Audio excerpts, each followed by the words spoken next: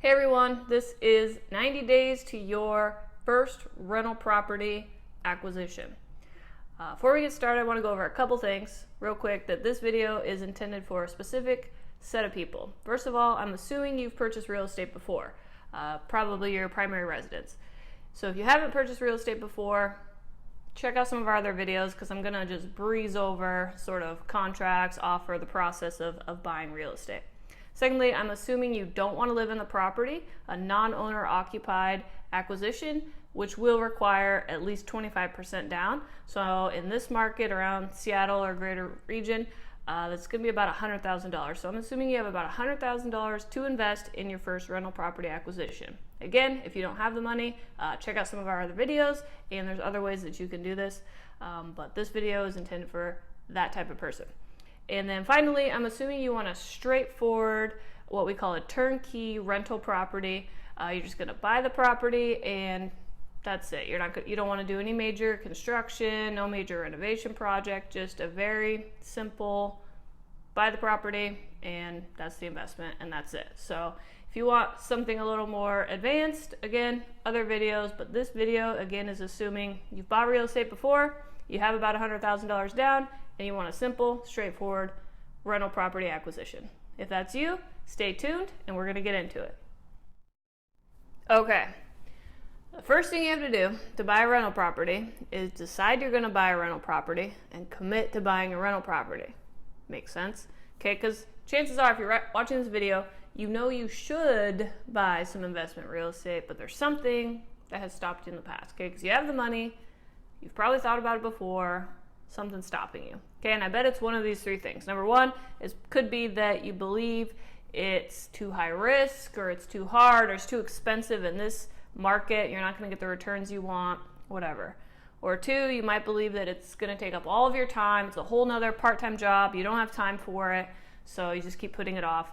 Or finally, you believe that your real estate broker that maybe sold you your house isn't competent in this area. They don't know how to do investment real estate, so you don't know who to talk to.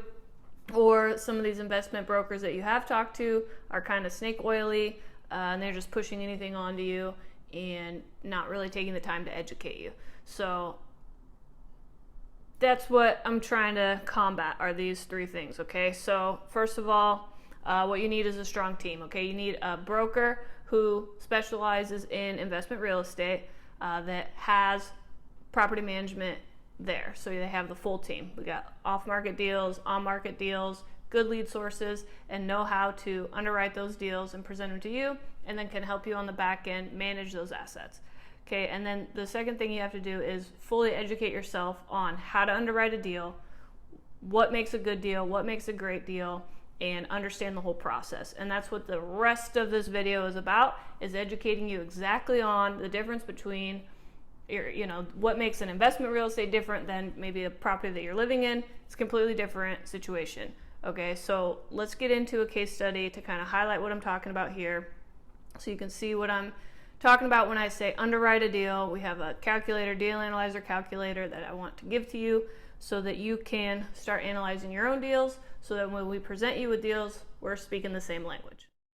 Hey guys, I want to show you this fourplex deal. This is an amazingly straightforward deal. This is one we did last year, so let me pull up I haven't made the spreadsheet thing, but I got these pictures. So yeah, this is the deal. So yeah, it's just a fourplex. So it looks like this is one of the units. It's actually a little weird. Yeah, so it has the carport, which is nice.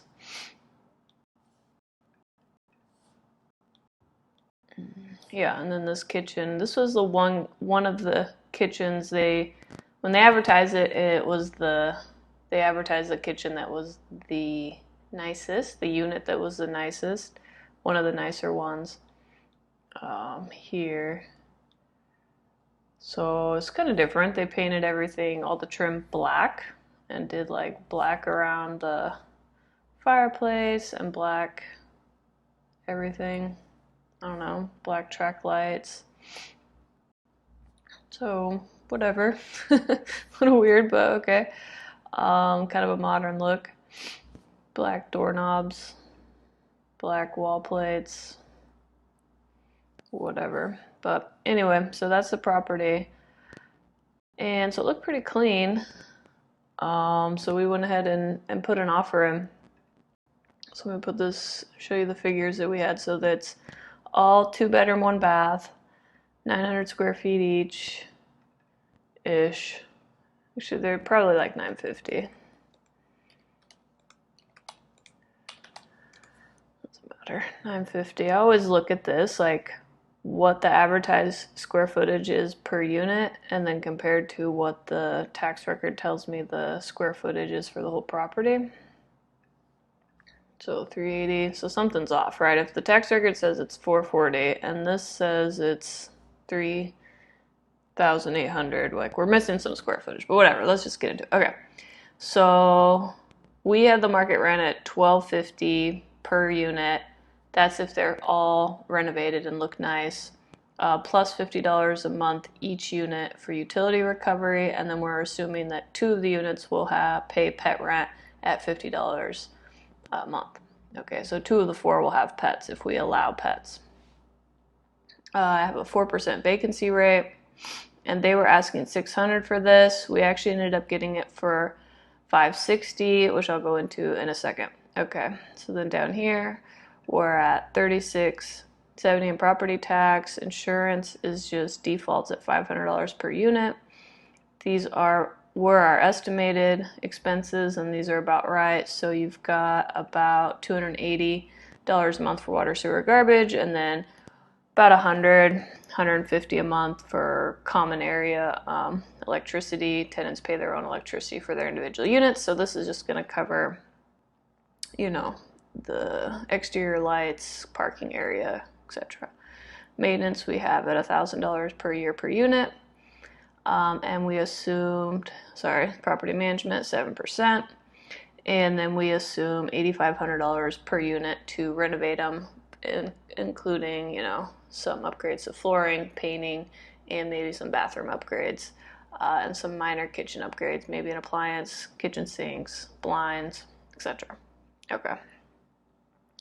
So this is where we were at, and then so we actually came in with a full price offer of $600, just to get it. Actually, I think we came in at $595, a little bit under, and then on our inspection we found that the siding, all the siding is failing and will actually all have to be replaced at some point.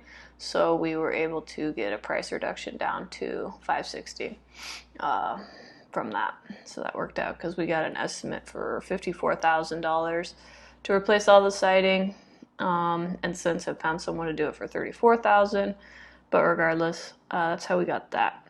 So let's look at, so this was kind of the current ROI. So this means that if the rents just stayed here, $950, $1,000, $1,100, and $1,150, and there was no increase in rent at all, that my client would still plan on making about $270 a month after all expenses.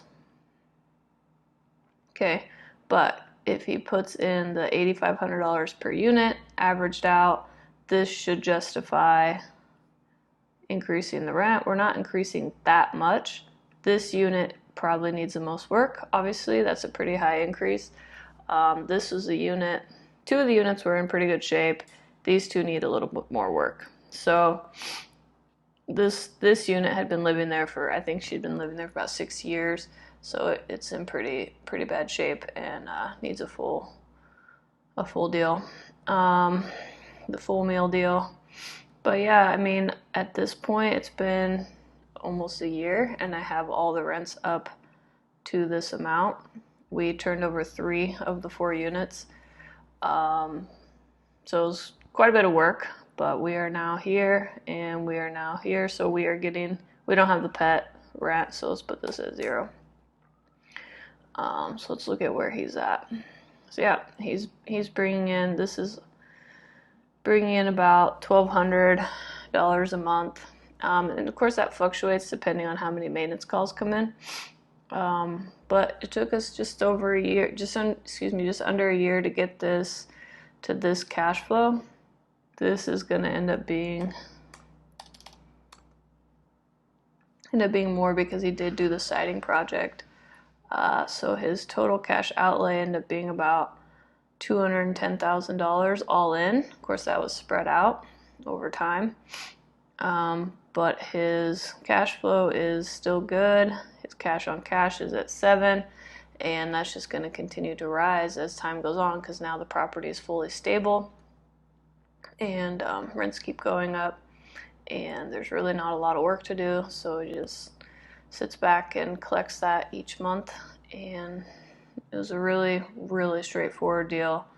Not a lot going on with that one, but I like to show this one because of how straightforward it was. Like, yeah, there was some work initially for the management team, but nothing so overwhelming that the owner needed to get overly involved. He did get somewhat involved with the siding project just because it was a pretty big expense that he took it upon himself to get a couple more bids and got really aggressive with negotiating with vendors, but we ultimately were able to secure one. So it worked out. Hope this helps. Hope you guys like this one as an analyzer. You've decided, you're committed. Now, what you have to absolutely do, this is the part that requires some homework, okay? This is the part where the effort comes in. This is where your commitment really shines through, is you need to learn how to underwrite deals, okay? I can sit here and try and sell you a deal all day, but if you aren't sold on the deal, you're not going to move forward on it, okay? So you have to learn how to underwrite, which means you need to learn how to fill out the little spreadsheet and understand how the numbers work together.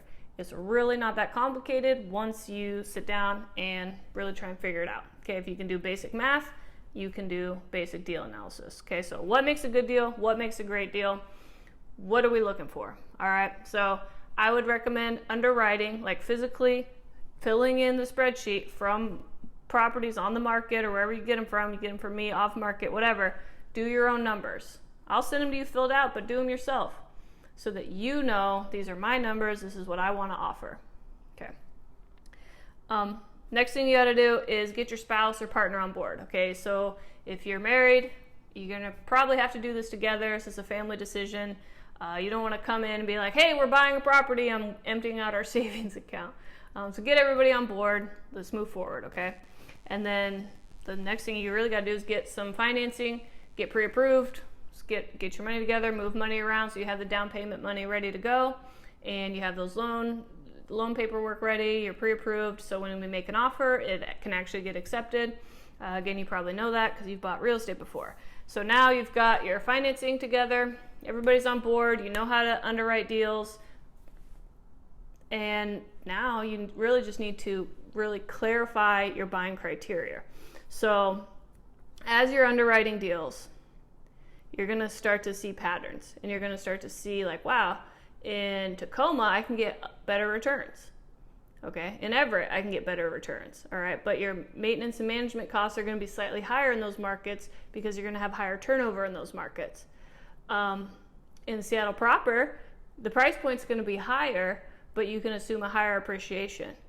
Okay, so as you start learning more and more about the different markets and the different expected rents and market rents and appreciation and turnover and expected vacancy and all this stuff, you can start making your decisions of what you want to do. I have opinions about what makes great rental properties. You can read some of my articles, and I have opinions about what I would recommend that you buy. But again, it's really going to be dependent on what you want, what your long-term goals are, what you're comfortable with, what your risk tolerance is, and again, what your price point is. So that's why it's important to start with the pre-approval so we know what your upper limit is, and then we kind of go from there. But again, we can work through that together, but what you want to do is kind of get a basic idea of where you want to be. I want to be within 10 minutes of downtown Seattle, but I don't want to be in Seattle proper. Like, okay, we could probably make that work. And I wrote this quote here. It's, the worst decision is no decision, and the best decision is one you can justify. So as long as you have reasons for your decisions, they'll probably be better than not thinking about it at all. But at the end of the day, the worst thing you can do is just not make a decision at all.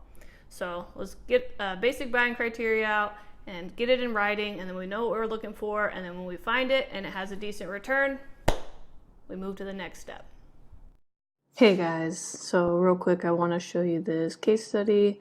We call this the South End rental with short plat potential. So one of the brokers in our firm actually did this.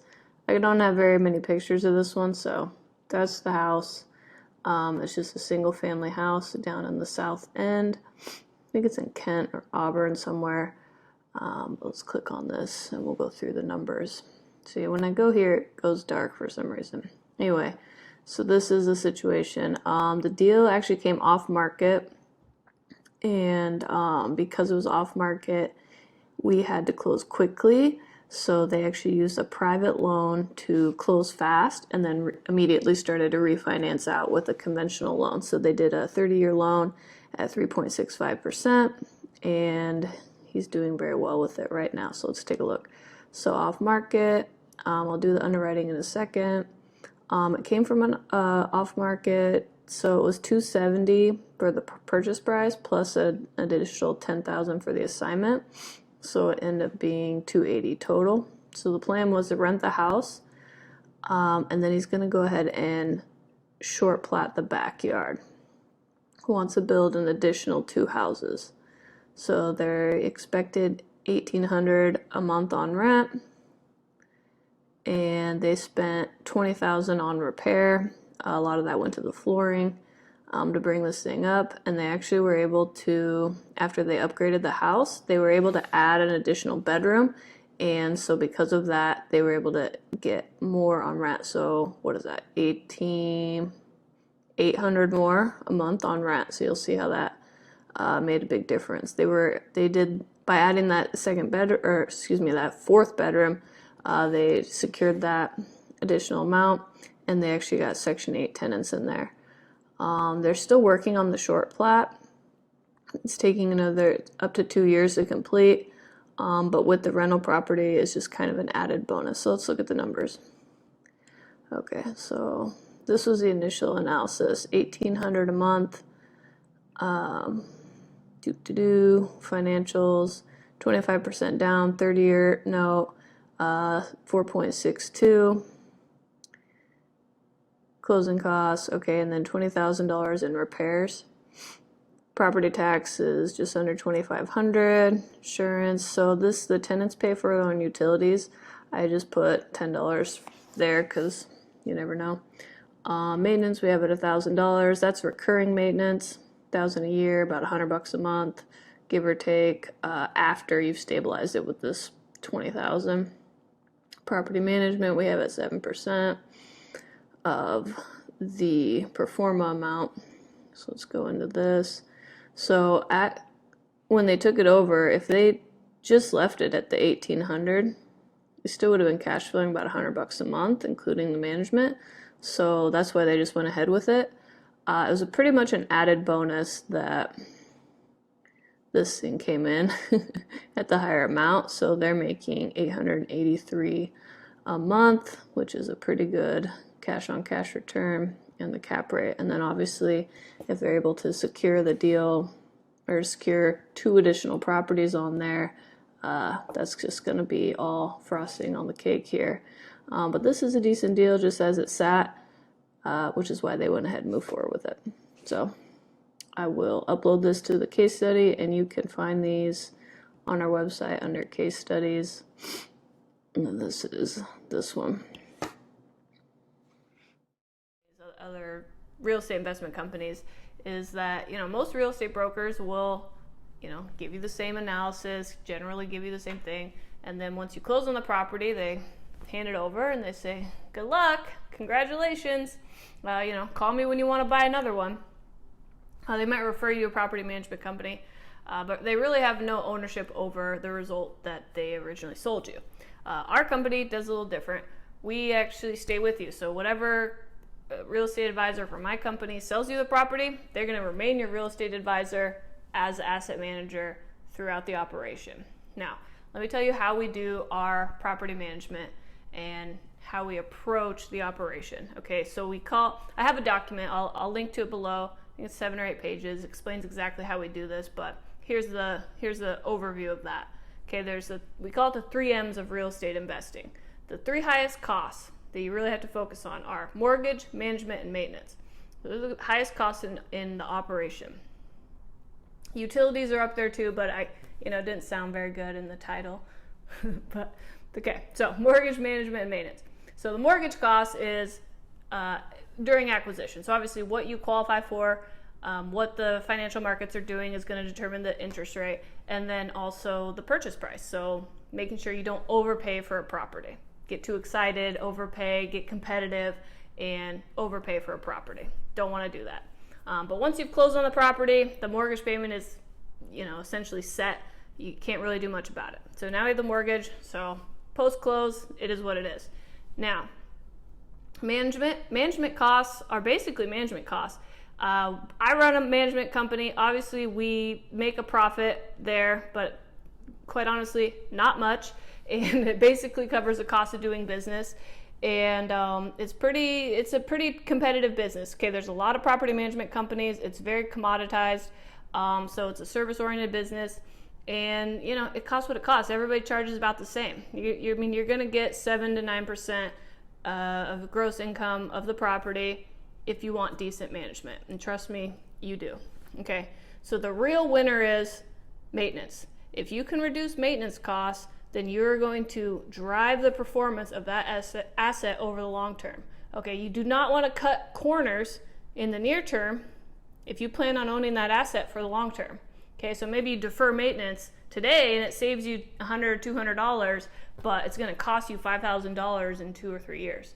Not a good plan. Okay, you're better off spending $200, $250 today and never having to pay that $5,000 later through preventative maintenance. So, like I said, the document is below exactly how we do that. It's a whole maintenance program, but I can show you with actual profit and loss statements from actual properties that I manage how we keep management and maintenance costs consistently low to produce the outcome that we predict. So in the data analyzer, I can show you exactly how we predicted and the outcome that we produced and how those compare. In fact, let's get into a case study right now. I'll show you a 7-unit that I sold, managed, and how it panned out over a 24-month period.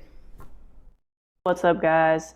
I'm going to show you today my favorite deal of all time, this 7-unit deal. And the reason this is my favorite deal is probably because it was one of the first deals I did end-to-end. I found the seller, I found the buyer, I managed the whole project of this magnitude.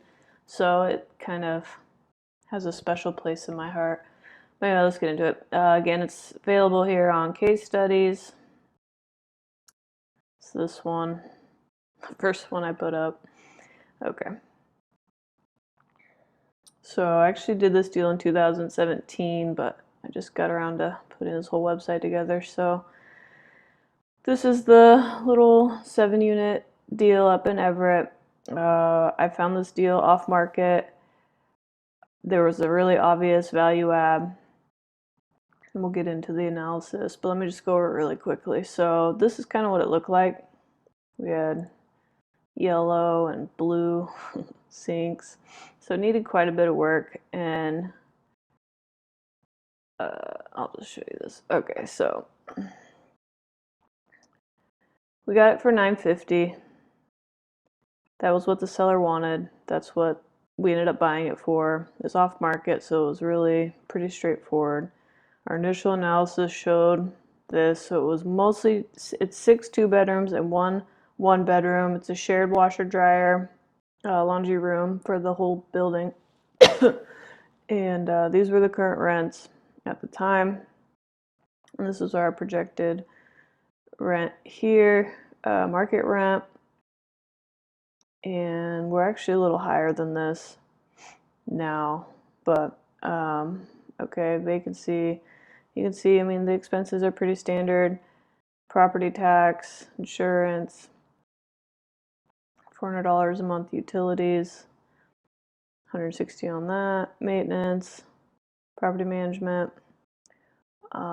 Back then, interest rates were a little bit lower there, and we estimate about $8,500 per unit. So that was basically, we did minor repairs, little fix-its here and there throughout the building. Bathroom, complete bathroom renovations for the whole building. So that's where we focused all of our, the majority of our energy. So we did the whole thing. So we ripped out the bathtubs and the shower enclosures because there was leaks behind, so we needed to do them all. So that's what we ended up doing: toilets, floors, vanity mirror, light, the whole bathroom. And the original plan was to kick everybody out and do this whole thing, and we played with that idea, but it really just didn't make sense. So what I proposed and what we ended up doing was just renovating the bathrooms with occupied units. So we didn't ask anyone to move. We just did the renovation while they were still living there. That was a little bit problematic. The contractor didn't want to do it, but we problem solved. We worked it out because, we also couldn't have the tenants be without a bathroom for a day, because that won't work. So what we did was, on day one, we did a shower enclosure in the bathtub in one day, and then the second day we came back and did the vanity toilet and floor. So it's not ideal. It's not exactly how the contractor wanted to do it, but it worked out, so that it was a 2-day flip of the bathroom, and then the tenants were never without a bathroom or a shower for either day. So that's how we ended up doing it. And then there was some roof leaks and some minor stuff on the roof that we had to get done. So this is kind of the, the pro forma as it stood. So when he bought it, it was barely cash flowing, a little too close for comfort for that much money that you're putting in, It's a little rough. And then, but as we got it up, ended up coming into here. So these were our estimates as to where he was going to be once we got the rents up. And this is where our rents were. Okay, in the 2 year, just actually like 2.5 years now, we've turned 2 units fully, just natural turnover. I have one person moving out the end of this month. So in 2.5 years, we've only had 2 turnovers, and now coming up on the 3rd. So we'll be able to get that unit renovated as well, fully renovated. So let's go to the actual outcome. So these are actual numbers. These aren't projections anymore. And you can actually download this on this webpage, so you can like print this and kind of put them side by side and compare. So this is where we ended up being. And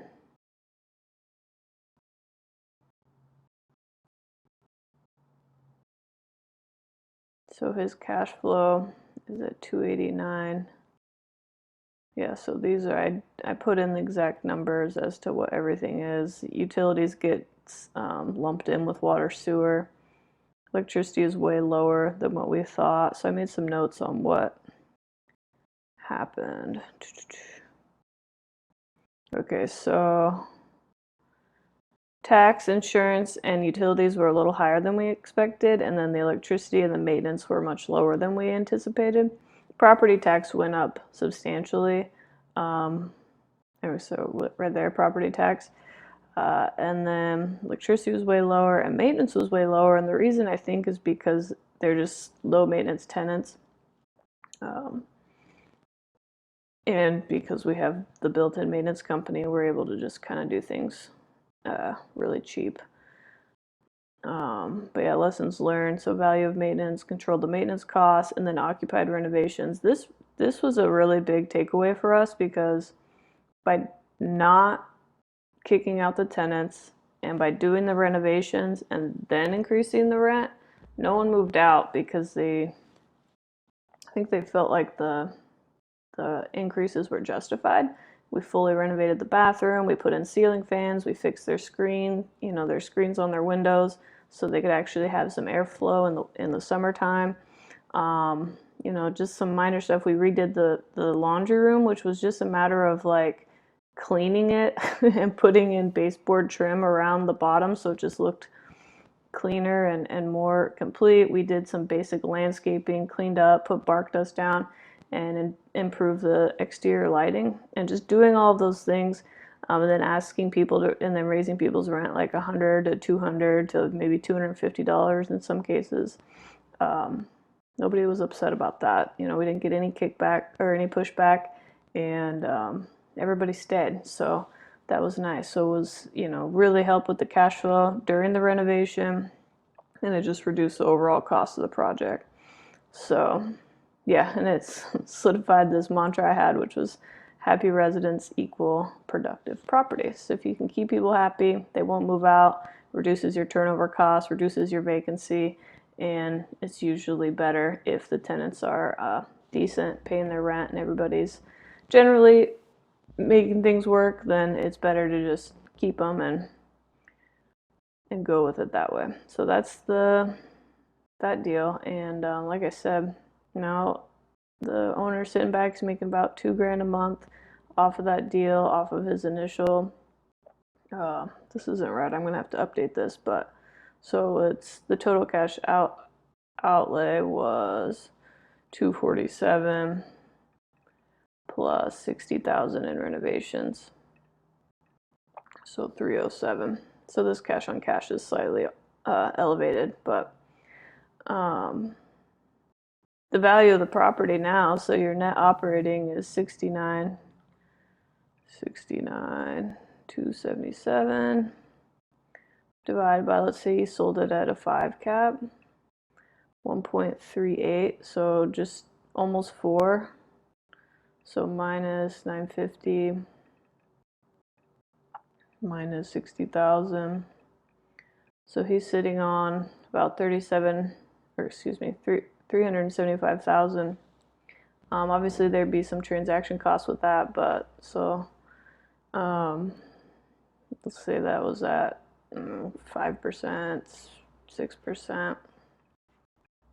So yeah, he could sell this and do like a 1031 exchange and put 350 down on something else if he wanted, but at this point I think he's just going to keep it for a while and let it keep going up in value, because these rents will continue to rise, and we haven't really done the full gamut. And you can see some of these, like this unit, we got more than what we expected. This one's right at it.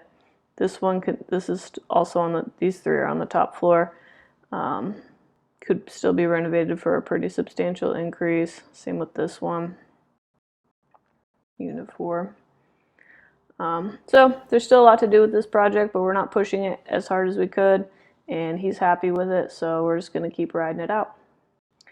I like this deal. Alright guys, that concludes the video. 90 days to your first rental property. Thanks so much for watching. Couple things, couple takeaways for you here, okay? Here's a quote. Don't wait to buy real estate, buy real estate and wait. I don't know who said that, but it's a good quote, okay? Here's a fun fact. Real estate in the Seattle region doubles in value, give or take, every 10 years. So that means if you buy a $600,000 property today, in about 10 years, that property will be worth $1.2 million, and it had paid down itself the whole time. Okay, so let me ask a question. How are you going to be in 10 years? Probably not that old, okay? So you're going to think, your future self is going to think your present self if you take action on this stuff today. So here's what you need to do. Number 1, contact my office, okay? Give me a call, shoot me a text, email me, whatever. You're going to get a couple things. Number 1, you're going to get a copy of our deal analyzer template that you saw in the case studies. Get that, start underwriting your deals. Your homework is to underwrite 20 deals so that you know what you're dealing with. The other thing you're going to get is access to our off-market opportunities. Once you get qualified, once you're ready to go, we'll start sending you off-market opportunities that are unavailable anywhere else. Now, the third thing that you could potentially get if you need it is a referral to investor-friendly lenders. If your mortgage lender doesn't know what you're talking about, or if you can't get qualified, or you have a unique situation, we have all sorts of lenders that can help you with that. If you have an LLC or self-employed or whatever's going on, do shoot us a call. We can work through that whatever the issue might be. Okay? So again, thank you so much for watching. I appreciate you being here. Own your future.